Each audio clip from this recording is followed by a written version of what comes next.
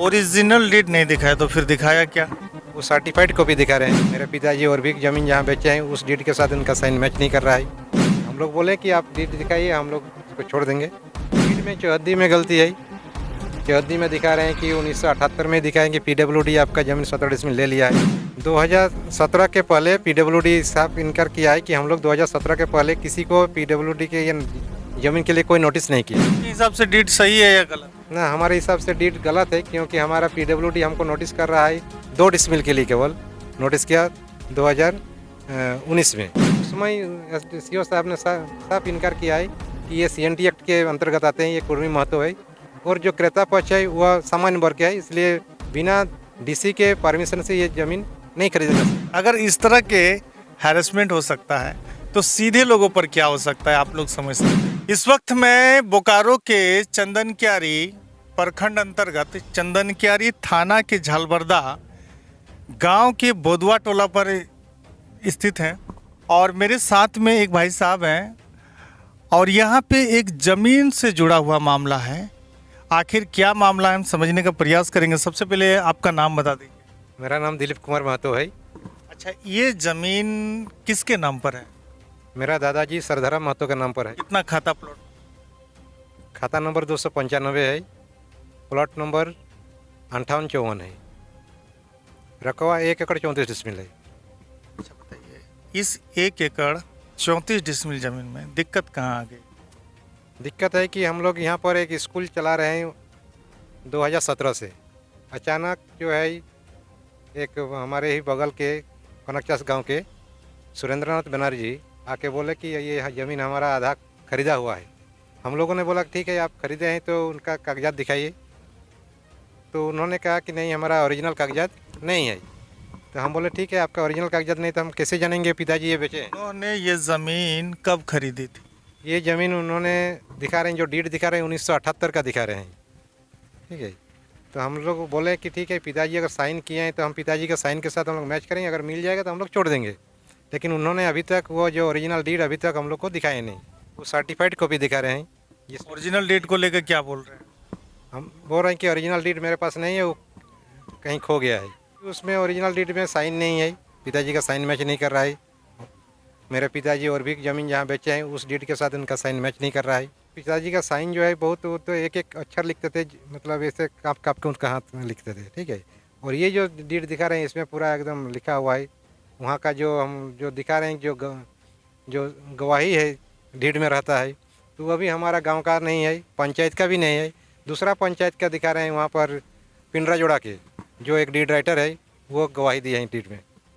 और क्या गलती है? डीड में चौहद्दी में गलती है।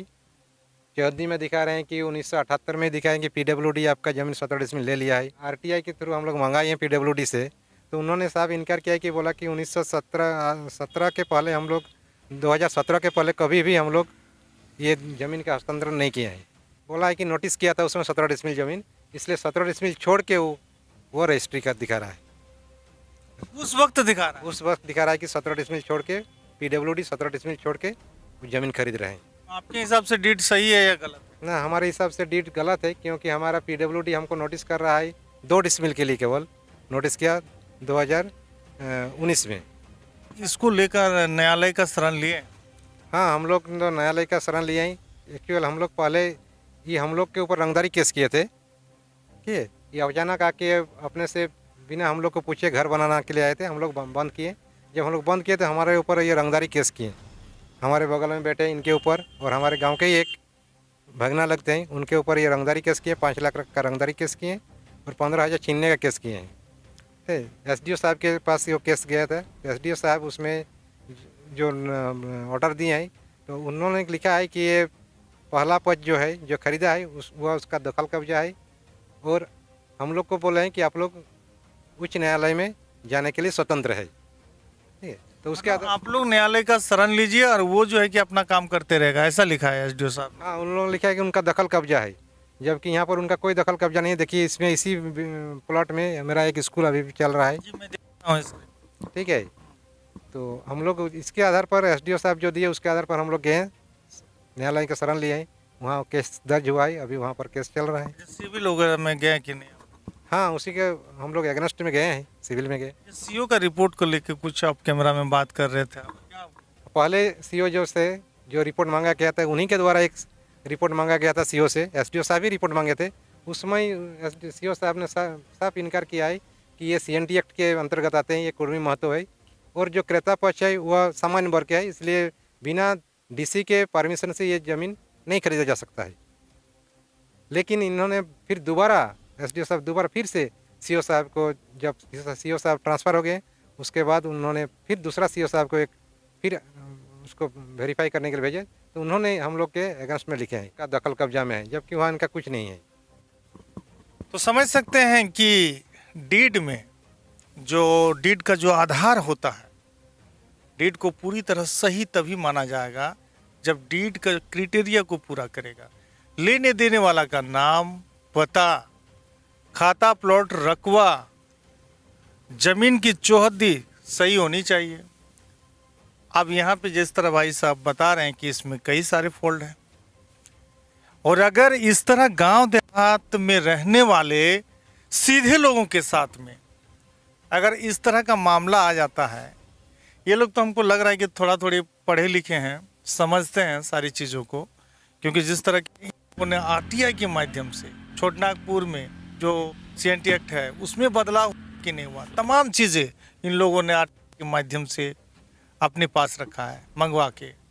और ऐसे लोगों के ऊपर अगर इस तरह के हैरेसमेंट हो सकता है, और ये मुझे कहने में बड़ा तकलीफ़ हो रहा है।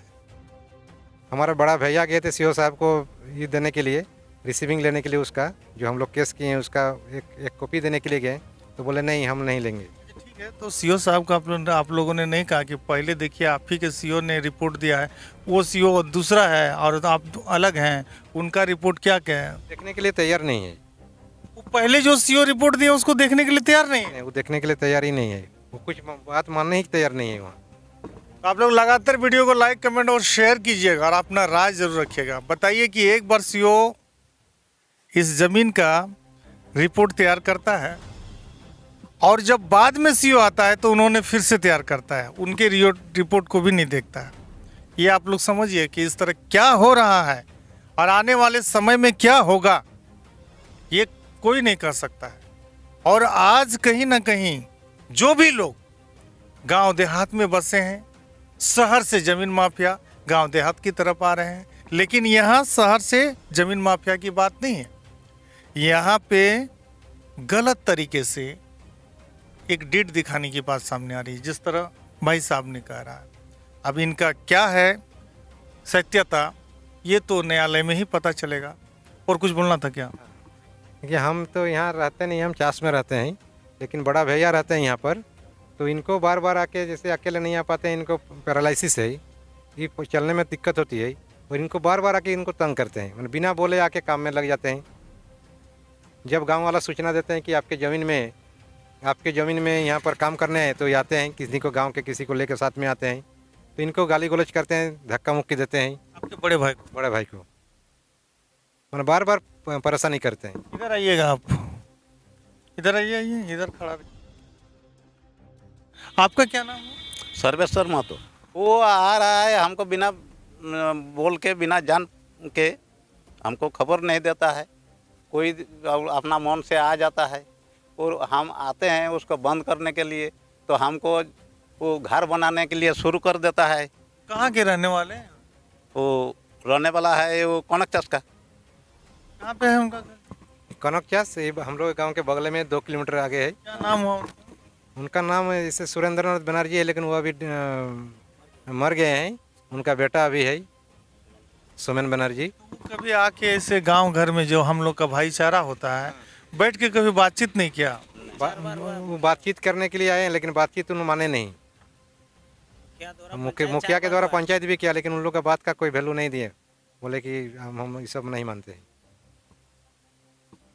तो जो भी सत्यता है, मैं एक बार पुनः कहना चाहूँगा आप लोगों को कि देखिए, हमारे गांव के जो सीधे साधे लोग होते हैं, जिनका जीविकापार्जन का एकमात्र साधन पहले ज़मीन ही हुआ करता था, और आज अगर उनके पास में ज़मीन है तो ज़मीन को, अच्छा उनका डीड को लेकर आप कुछ बोलिए, उनका डीड सही है या गलत है, आप क्या मानते हैं? देखिए उसका जो डेट दिखा रहा है वो सर्टिफाई कॉपी है और उसमें मेरा पिताजी का साइन नहीं है। वो साइन मेरा पिताजी का नहीं है। यानी पूरी तरह गलत डीड है। गलत, हाँ हाँ, वो तो हम बोल रहे हैं। तो ये जांच का विषय है, लेकिन मैं ये वीडियो देखने वालों को कहना चाहूँगा कि शेयर लाइक जरूर कीजिएगा। आज इनके साथ ये दिक्कत है, कल आपके साथ ये दिक्कत होगी। इसीलिए जब कहीं भी गलत होता है तो उसके पक्ष में खड़ा होना सीखिए, अन्यथा कोई भी क्षेत्र का बर्बाद होने से कोई नहीं रोक सकता है। लेते हैं आप लोगों से विदा। जय झारखंड, जोहार झारखंड।